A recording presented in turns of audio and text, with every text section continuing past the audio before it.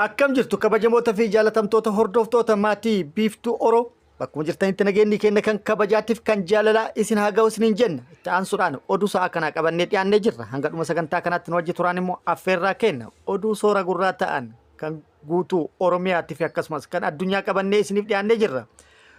Nu wajji turtu itti gammaddan jennee abdii qabna. Kallattii gara mata duree oduutti yeroo deemnu. Oduun jalqabaa mootummaan lola Oromiyaa bakkoota garagaraatti waraana bilisummaa Oromoo wajji taasisuun muddamsuu hamaa jala galuun beekamee jira. Haleellaa humna lafootiin waraanni bilisummaa Oromoo loltoota mootummaa irratti raawwataa jiruun waraanni mootummaa dura dhaabbachuu akka dadhabes mirkanaa'ee jira. Kanarraa ka'uudhaan haleellaa qilleensaatiin deeggarsi loltoota mootummaatiif akka taasifamu gaafatame kufaa tahee jira. Ajajaan humna qilleensaa Itoophiyaa Jeneraal Yilmaa Mardaasaa akka jedhetti waraana bilisummaa Oromoo diroonidhaan dha'uun baay'ee rakkisaadha. Diroonidhaan dha'uun yaaluun kasaaraa yoo fide malee bu'aa hin fidu jechuudhaan dubbatee jira. Guutuu odeeffannoo kanaa qabannee jirra isiniin geenna. Oduun inni itti aanu oduu oolmaa Oromiyaati. Oduu oolmaa Oromiyaati. Lolli loltoota mootummaatii fi waraana bilisummaa Oromoo gidduutti Oromiyaa bakkoota garagaraatti deemaa jiru itti fufee jira. Itti fufuu qofaami cimee itti fufee jira. Waraanni bilisummaa Oromollee haleellaa loltoota mootummaa irratti Oromiyaa bakkoota garagaraatti raawwataa jiru cimsee kan itti fufee fi haleellaa raawwataa jiruun miidhaa guddaa loltoota mootummaa irratti geessaa jiraachuu beeksisee jira. Keessattuu giddugala Oromiyaatti hanga funyaan Finfinneetti yookaan immoo fageenya xiqqaa magaalaa Finfinnee irratti fulla'uudhaan haleellaa raawwatuun injifannoo argatuun waraana mootummaa baaraksee jira. Dabalata oduu kanaa qabna. Guutuu oduu kanaatii fi kan biroo wajjin isin wajjin ka turu ani Bariisoo Ganamooti. Guutuun oduu kanaa akka itti aanu kanatti isiniif dhiyaata. Oduun itti aanu lolli loltoota mootummaatii fi waraana bilisummaa Oromoo gidduutti Oromiyaa bakkoota garagaraatti keessattuu giddugala Oromiyaatti magaalaa Finfinnee irraa fageenya gabaabaa irratti bakkoota garagaraatti tibba kana deemaa jiru mootummaa muddamsuu jala galchee jira. Yeroo dhiyoo dura mootummaan humni waraana bilisummaa Oromoo hedduun harka kennatanii galanii jiru. Hedduun immoo barbadaanii jiru. Kunneen immoo biyya bayanii jiru jechuudhaan sadarkaa nayyaachifnirra gahanii jiru jedhee ture. Amma garuu dubbiin faallaa sadii ta'ee jira. Yeroo ammaa kana haleellaa waraanni bilisummaa Oromoo Oromiyaa bakkoota garagaraatti irratti raawwataa jiruun kasaaraa irratti dhaqqabeen mootummaan waraanni bilisummaa Oromoo yaaddoo guddaa akka itti ta'e beeksisee jira. Haleellaan tibba kana waraanni bilisummaa Oromoo loltoota mootummaa irratti keessattuu giddugala Oromiyaatti raawwate ganna lama asitti katakka hin argin jechuudhaan waraana bilisummaa Oromoo wajjin kokkee wal qabuun yookaan immoo kokkee wal qabanii jiraachuu ajajoonni waraana mootummaa himanii jiru yookaan ibsanii jiru. Haleellaa waraanni bilisummaa Oromoo tibbana loltoota mootummaa irratti raawwateen miidhaan guddaa fi kasaaraan guddaan kan irratti dhaqqabe akka ta'e hubatuudhaan waraana bilisummaa Oromoo dura yeroo ammaa kanatti humni lafoo loltoota mootummaa waraana bilisummaa Oromoo dura dhaabbachuu akka hin dandeenye amananii jiru. Ajajoonni waraana mootummaa mari'atanii jiru. Mari'ataniinis kallattii kaa'anii jiru. Kallattiin kaa'anis humna qilleensaa yookaan humna qilleensaa gargaaramuun haleellaa raawwatuun akka barbaachisu murteessanii jiru. Haaluma kanaan ajajaan olaanaan waraana yookaan raayyaa ittisa biyyaa Fiild Maarshaal Birhaanuu Juullaa ajajaa humna qilleensaa Jeneraal Yilmaa Mardaasaa wajjin marii taasisanii jiru. Marii taasiseenis gargaarsi humna qilleensaa akka taasifamuuf gaafatee jira. Ajajaan humna qilleensaa Jeneraal Yilmaa Mardaasaas haleellaan qilleensaan waraana bilisummaa Oromoo irratti raawwatamu yeroo ammaa kanatti kan hin milkoofne akka ta'es addeessee jira. Sababni isaas tooftaa fi haalli waraanni bilisummaa Oromoo itti socho'u haleellaa qilleensaatiif kan hin mijoofne. Waraanni bilisummaa Oromoo yeroo socho'u tooftaa garagaraa kan haleellaa qilleensatti hin mijoofne fayyadama jedhee jira. Gara biraatiin immoo rasaasni diroonillee baay'ee qaalii waan ta'eef bakkoota garagaraatti rasaasa diroonii dhukaasuun kasaaraa dabalataa waan fiduuf kanarraa kan ka'e akka ta'es yaada keessa wanti galuudha. Itti dabaluunis Jeneraal Yilmaa Mardaasaa akka jedhetti lolli kan deemaa jiru kallattii tokko qofaa miti. Yoo xiqqaate giddugala Oromiyaa qofatti adda waraanaa 24 oltu jira. Adda waraanaa kamirratti haleellaan qilleensaa yookaan diroonii raawwatama. Kun immoo baay'ee wal xaxaadha jedhee jira.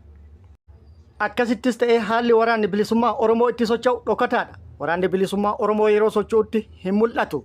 Kanaaf dirooniin maal haleelaree jechuudhaan Fiild Maarshaal Birhaanuu Juullatti yaada jiru himee jira.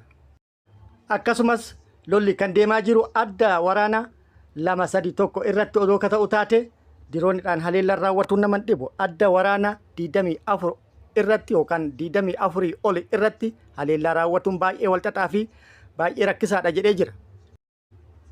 Ajajaan waraana waliigalaa raayyaa ittisa biyyaa Itoophiyaa Fiild Maarshaal Birhaanuu Juullaa irra deebi'uudhaan lolli tibbanaa kun kan adda ta'ee fi kasaaraa guddaa humna namaatii fi meeshaa waraanaa kan irratti dhaqqabsiise akka ta'e ibsuudhaan kana booda waraana bilisummaa Oromoo dura humna lafoo qofaan dura dhaabbatuun baay'ee rakkisaa fi waraanni bilisummaa Oromoo dabalataanis meeshaalee waraanaa loltoota mootummaatitti hidhamee bobbaafaman haaluma salphaan irraa hiikkatuun kasaaraa dabalataa irraan ga'uu akka danda'u ibsee jira.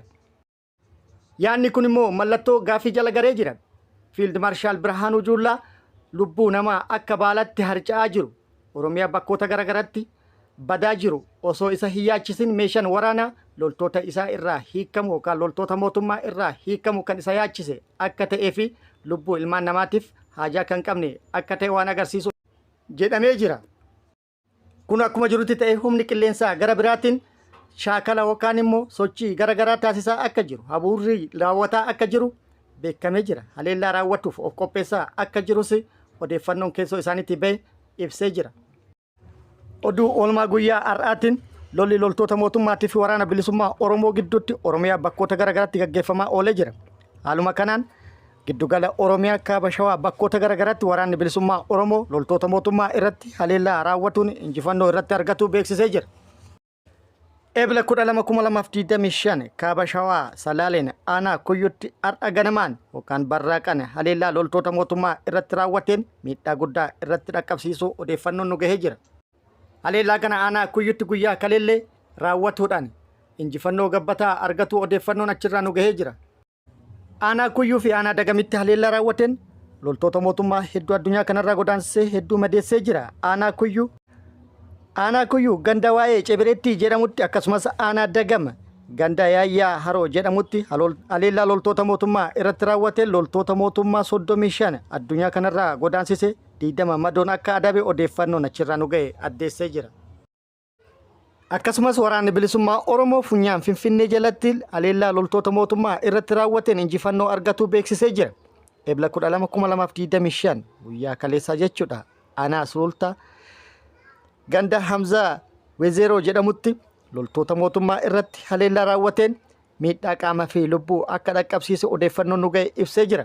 Haleellaa raawwate kanaan loltoota mootummaa 3 addunyaa kanarraa godaansisee 5 madeessuu beekamee jira. Haleellaa magaalaa Finfinnee irraa fageenya kaluu irratti yookaan funyaan Finfinnee jalatti raawwatame kanaan kiiloon 4 baaraguun dhagahamee jira. Akkasumas waraanni mootummaa kibba lixa Shaggar magaalaa riqattee qubattee turte torban darbe magaalaa riqattee irraa baatee magaalaa Jaatotti saamicha hamaa fi akkasumas qabeenya uummataa hedduu barbadeessitee turte. Saamicha hamaa geggeessitee turte. Har'as marsaa lammaffaa irra deebi'uun isii bobbaate waraanni bilisummaa Oromoo hedduu addunyaa kanarraa godaansisee hedduu madoodhaan adabee akkasumas kan harkaan qabees hedduu akka ta'e odeeffannoon nu ga'e ibsee jira. Walumaa galatti Oromiyaa bakkoota hedduutti akkasumas keessattuu giddugala Oromiyaatti loltoota mootummaa irratti haleellaa raawwataa jiru. Waraanni bilisummaa Oromoo cimsee itti fufuun miidhaa guddaa waraana mootummaa irratti dhaqqabsiisaa jiraachuun beekamee jira. Ammas bakkoota garagaraatti haleellaan itti fufee jira. Oduu biyya alaatiin Iraanii fi Ameerikaan sagantaa niikuleeraa Teheraan irratti Omaan keessatti marii jalqabanii jiru. Walgahiin kun qondaaltota sadarkaa ol'aanoo biyyoota lamaanii gidduutti bara 2018 booda yoo taa'amu kan jalqabaati jedhamee jira. Marii kana irratti ministeerri dhimma alaa Iraan Abbaas Araghchi televezyiinii mootummaa Iraan irratti yaada kennaniin biyyi isaanii waliigaltee haqa qabeessa akka barbaadan himanii jiru. Pireezidaantiin Ameerikaa Doonaald Tiraamp bara 2018 waliigaltee niikuleeraa Kanaan dura Iraanii fi garee biyyoota jajjaboo addunyaa gidduutti taasifame keessaa Ameerikaa kan baasan yoo ta'u yeroo dheeraaf waliigaltee fooyya'aa taasifna jechuudhaan dubbataa turan jedhamee jira. Gara biraatiin immoo mariin jalqabame kun akka firee qabeessa ta'uu fi akka hin fashaloofne akeekkachiise jedhanii jiran. Kabajamoota fi jaalatamtoota hordoftoota biiftuu Oroo oduun ammaaf qabadde kan hanga ammaa kana guutuu oduu wajjin isin wajjin ka ture ani Bariisoo Ganamooti. Hanga yerootti aanutti deebinee wal agarrutti nageenyi Rabbi isiniif haa baay'atu. Nagatti nu turaan hawwii kennaa nagatti nu tura.